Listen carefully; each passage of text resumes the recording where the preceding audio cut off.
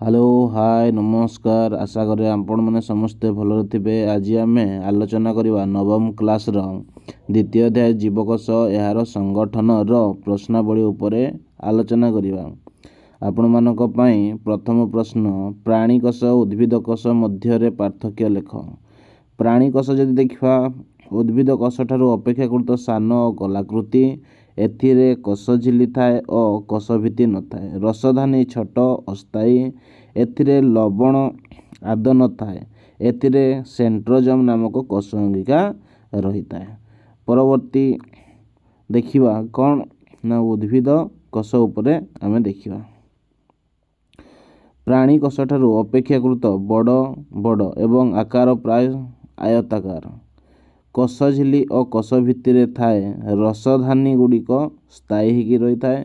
एथिरे लवण थाए सेंट्रोजम न थाए। ताले 2 नंबर प्रश्न उपरे आमे दृष्टि आकर्षण करवा। कोश झिलीर गठन और कार्य विषय लेख।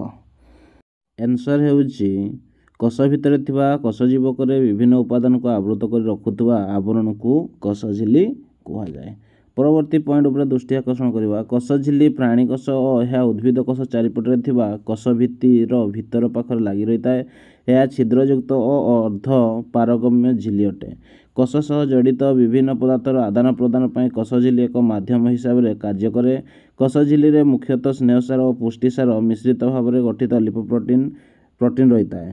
कोश बाहर भितर अम्लजान अंगारकाम्ल गैस सांद्रतार पार्थक्य थिबारु अम्लजान कोशरू बाहर भीतर को आउ अंगारकाम्ल बाहर को चली आसी थाए। जल और यह सहित आवश्यक धातव लवण और अन्य पदार्थ गुड़िकर यातायात यही कोश झिली दे पारगम्य पद्धति रे समाहित होता है। 3 नंबर प्रश्न होची कौन ना उद्भिद कोशर नामांकित चित्र अंकन कर। ताले ऊपर पार्श्व चित्र दिया है उद्भिद कोशर देइची कौन ना सबठू ऊपर टॉप लेयरटा हूँ कोश भित्ति तापर कोश झिली तापर गोल्गी बॉडी रही इत्यादि इत्यादि रही। तो 4 नंबर देइची टिप्पणी लिखा कही। आत्मघाती थलीर डिक्टियोजम क्रोमोजोम माइटोकॉन्ड्रिया एमानकर कौन ना संक्षिप्त टिप्पणी लिखा। क हूँ आत्मघाती थली विषय देखा। क्षत कोश और मृत कोश कोश बा सेमानकर कोश अंगिका गुड़ी को पाचन प्रक्रिया साहाय्य क्षुद्रांश परिणत कर लाइसोजोम संश्लिष्ट होइतबारु एहाकु आत्मघाती थली बोली कहा जाए। डिक्टियोजोम कोशरे थिबा गोल्गी बॉडी को डिक्टियोजोम बोली कहिथांती। उद्भिद तैयारी रे साहाय्य करिबा सहित विभिन्न एगुड़िक कोश भित्ति तैयारी प्रकार एंजाइम क्षरण करिथांती। तापरे परवर्ती पॉइंट उपर देखिबा कौन ना क्रोमोजोम का कहे। सुनिष्ठीय कोशरे डीएनए अणु गुड़िकर क्रोमोजोम भितर संगठित हो रही थांती। जीवर प्रत्येक कोशरे यही निर्दिष्ट संख्यक अर्थात संख्यक क्रोमोजोम थाए। द्विगुणित क्रोमोजोम संख्या कायिक व सोमाटिक कोश सब रही थाए। बहिस्तर झिली छिद्रयुक्त चबी चिकणीय और नमनीय। अंतस्तर झिली भीतर पटु भांगी हुई आंगुठी भली क्रिस्टा रही थाए।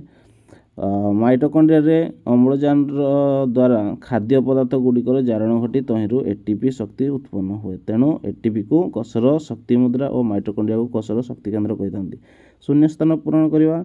कोश झिली को डैश कहा जाए। कोश भित्ति डैश द्वारा आवृत। कोशर शक्ति मुद्राटी को डैश कहा जाए। राइबोसोम द्वारा डैश संश्लेषित होता है। एगुड़ा हूँ आंसर गुड़ा पछपटे दिखाई टिके देखीदेव तापर क्वेश्चन आंसर करने चेष्टा कर।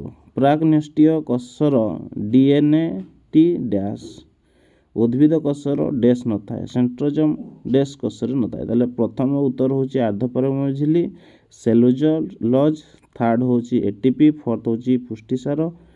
तापर फिफ्थ हूँ क्रोमोजोम।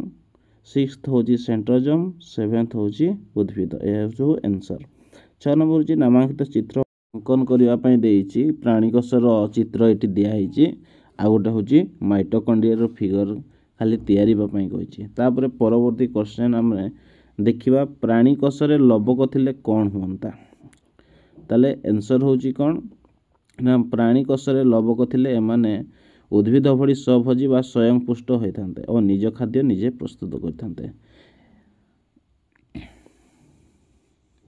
यह क्वेश्चन आंसर। जदि वीडियो भल लगी था लाइक शेयर सब्सक्राइब करने जमारू भूलिए नहीं। ରହିଲି, ନମସ୍କାର, ଜୟ ଜଗନ୍ନାଥ।